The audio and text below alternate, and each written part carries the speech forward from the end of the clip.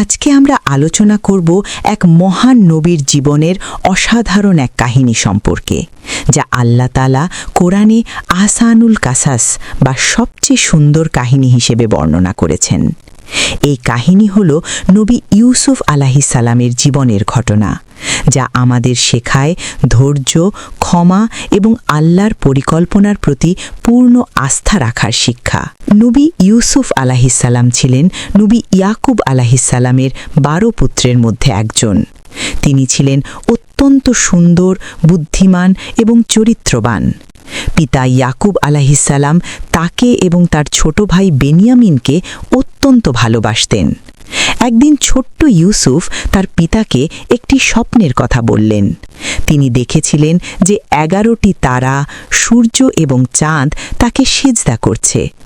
নবী ইয়াকুব আলাইহিস সালাম বুঝতে পেরেছিলেন যে তার এই প্রিয় পুত্র ভবিষ্যতে অত্যন্ত উঁচু মর্যাদা লাভ করবেন, কিন্তু তিনি ইউসুফকে সতর্ক করে দিয়েছিলেন যেন এই স্বপ্নের কথা তার ভাইদের কাছে প্রকাশ না করেন, কারণ তিনি জানতেন এতে তাদের মধ্যে হিংসার জন্ম হতে পারে। কিন্তু ভাইদের অন্তরে ইতিমধ্যেই হিংসার বীজ বপন হয়ে গিয়েছিল। তারা দেখছিলেন যে পিতা ইউসুফ এবং বেনিয়ামিনকে তাদের চেয়ে বেশি ভালোবাসেন। এই হিংসা এতটাই তীব্র হয়ে উঠল যে তারা একটি ভয়ানক পরিকল্পনা করল।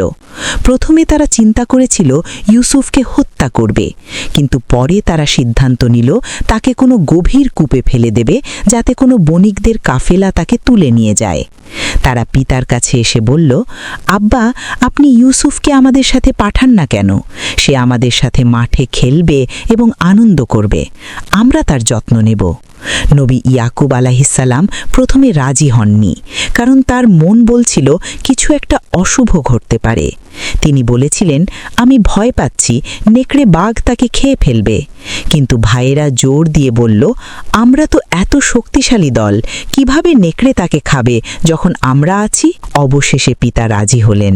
যখন তারা দূরে মাঠে পৌঁছল, ভাইয়েরা তাদের জঘন্য পরিকল্পনা বাস্তবায়ন করল। তারা ইউসুফের জামা খুলে নিল এবং তাকে একটি পরিত্যক্ত গভীর কূপে নিক্ষেপ করল।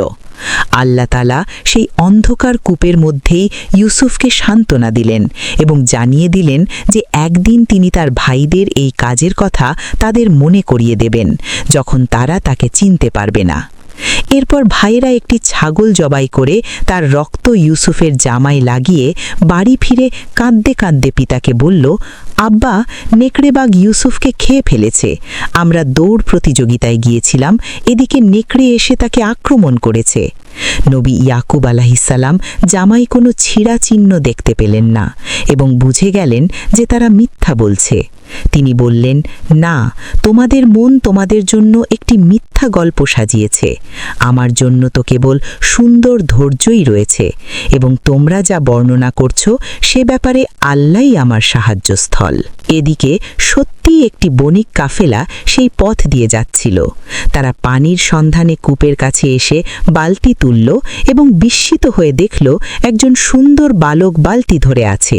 তারা আনন্দিত হয়ে বলল, এ তো বড় সৌভাগ্য, একটি ছেলে পেয়েছি।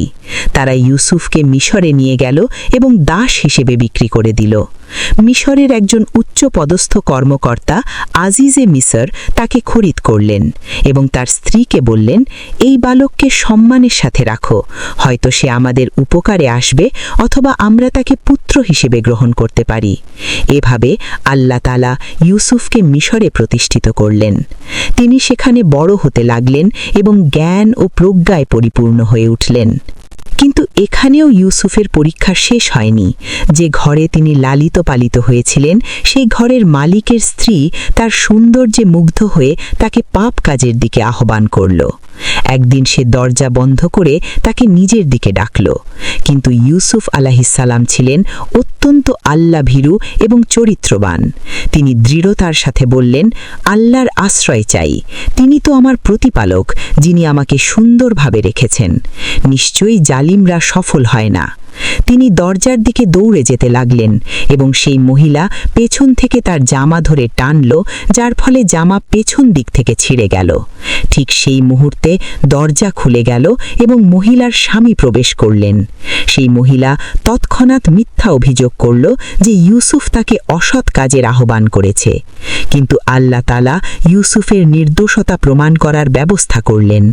মহিলার পরিবারের একজন সদস্য বলল, যদি তার জামা সামনে থেকে ছেঁড়া হয় তাহলে মহিলা সত্য বলছে, আর যদি পেছন থেকে ছেঁড়া হয় তাহলে সে মিথ্যাবাদী এবং ইউসুফ সত্যবাদী। যখন দেখা গেল জামা পেছন থেকে ছেঁড়া, তখন স্বামী বুঝতে পারলেন যে তার স্ত্রীই দোষী।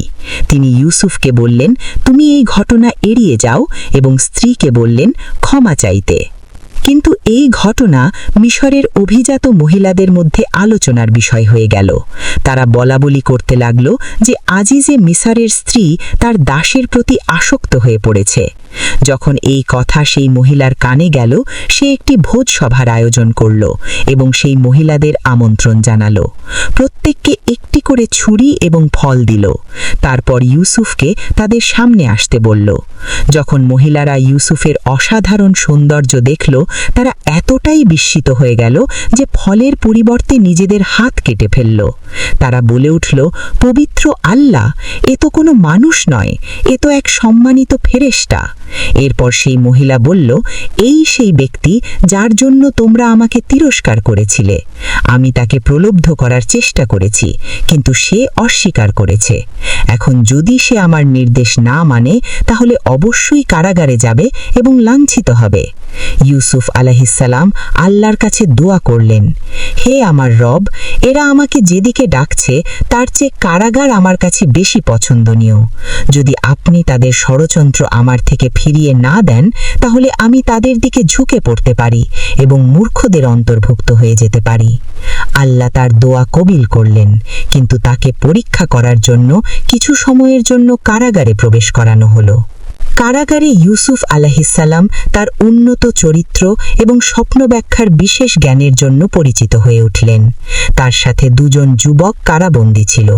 একদিন তারা উভয়েই স্বপ্ন দেখল এবং ইউসুফের কাছে এসে তার ব্যাখ্যা জানতে চাইল। একজন বলল, আমি স্বপ্নে দেখলাম আমি আঙুর নিংড়াচ্ছি, আর অন্যজন বলল, আমি স্বপ্নে দেখলাম আমার মাথায় রুটি রয়েছে এবং পাখি তা থেকে খাচ্ছে। ইউসুফ তাদের স্বপ্নের ব্যাখ্যা দিলেন এবং বললেন যে একজন বাদশাহের সেবায় ফিরে যাবে এবং অন্যজনকে শুলে চড়ানো হবে। তিনি যে ব্যক্তি মুক্তি পাবে তাকে বললেন, তুমি যখন বের হবে তখন বাদশাহের কাছে আমার কথা উল্লেখ করো। কিন্তু শয়তান সেই ব্যক্তিকে ভুলিয়ে দিল এবং ইউসুফ আরও কয়েক বছর কারাগারে থাকলেন। এই সময়টি ছিল তার ধৈর্য এবং আল্লাহর প্রতি পূর্ণ আস্থার পরীক্ষা। কয়েক বছর পর মিশরের বাদশাহ একটা অদ্ভুত স্বপ্ন দেখলেন। তিনি দেখলেন 7টি মোটা গরু যাদেরকে 7টি শীর্ণ গরু খেয়ে ফেলছে, এবং 7টি সবুজ শীষ এবং 7টি শুকনো শীষ। তিনি তার রাজ্যের সব জ্ঞানী ব্যক্তিদের ডাকলেন, কিন্তু কেউ এই স্বপ্নের ব্যাখ্যা দিতে পারল না। ঠিক সেই মুহূর্তে যে ব্যক্তি কারাগার থেকে মুক্তি পেয়েছিল সেই ইউসুফের কথা মনে করল এবং বাদশাকে বলল, আমি আপনাকে এই স্বপ্নের ব্যাখ্যা জানিয়ে দেব, আমাকে কারাগারে পাঠান। সে ইউসুফের কাছে গেল এবং স্বপ্নের কথা বলল। ইউসুফ তৎক্ষণাৎ বললেন, তোমরা 7 বছর একাধারে কৃষিকাজ করবে, যা শস্য কাটবে তার সামান্য অংশ খাবে এবং বাকিটা শীষের মধ্যে রেখে দেবে। এরপর আসবে 7 বছর কঠিন দুর্ভিক্ষ, যে সময় তোমাদের সঞ্চিত শস্য শেষ হয়ে যাবে। তারপর আসবে এমন এক বছর যখন মানুষের উপর বৃষ্টি বর্ষিত হবে এবং তারা আঙুর এবং ফল নিংড়াবে। এই স্বপ্নের নিখুঁত ব্যাখ্যা শুনে বাদশাহ অত্যন্ত মুগ্ধ হলেন এবং আদেশ দিলেন ইউসুফকে তার কাছে নিয়ে আসতে। কিন্তু ইউসুফ প্রথমে কারাগার থেকে বের হতে অস্বীকার করলেন। দূতকে বললেন, তুমি তোমার প্রভুর কাছে ফিরে যাও এবং তাকে জিজ্ঞাসা করো সেই মহিলারা কি চেয়েছিল যখন তারা তাদের হাত কেটে ফেলেছিল। আমার রব তো তাদের ষড়যন্ত্র সম্পর্কে সম্যক অবগত। বাদশাহ সেই মহিলাদের ডেকে জিজ্ঞাসা করলেন, তোমরা যখন ইউসুফকে প্রলুব্ধ করার চেষ্টা করছিলে তখন কি ঘটেছিল? তারা সবাই বলল, পবিত্র আল্লাহ, আমরা তার মধ্যে কোনো দোষ জানি না।